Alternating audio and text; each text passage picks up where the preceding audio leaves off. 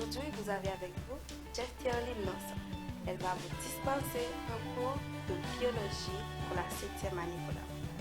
Pour ce cours de biologie, nous avons un plan à suivre. Sur ce, voici le plan du cours. Nous avons une introduction à la biologie, la division de la biologie, les êtres possédant les caractéristiques de la vie, différence entre un vertébré et un invertébré, les mammifères, les oiseaux, les reptiles, les batraciens, les poissons.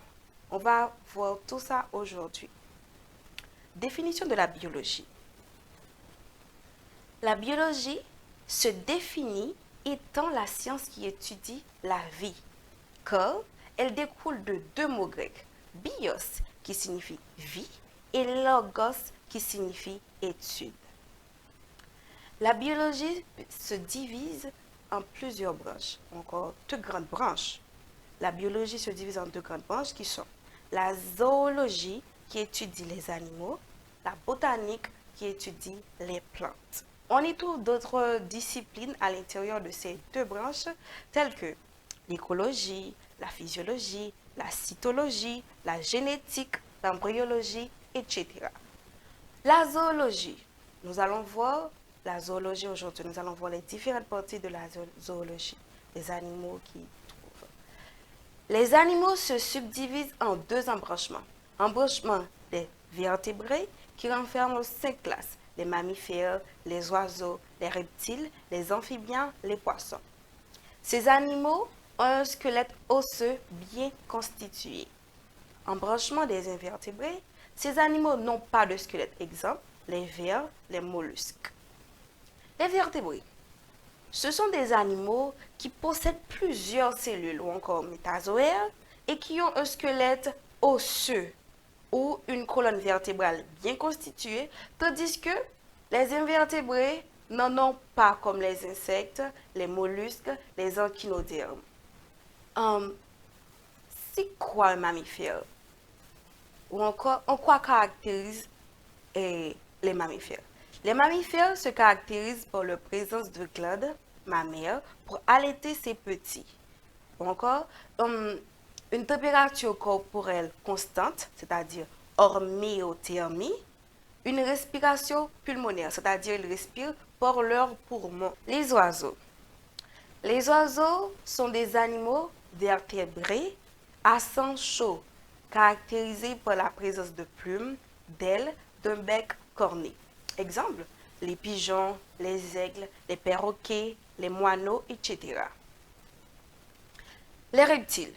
Les reptiles sont des animaux vertébrés à sang froid qui se caractérisent par une peau recouverte d'écailles. Exemple, les serpents, les lézards, les tortues, les crocodiles, etc. Caractéristiques des reptiles. Les reptiles ont une peau sèche et écailleuse, capacité de pondre des œufs amniotiques à coquille dure, une température corporelle non régulière de manière interne, ectothermie. Les batraciens.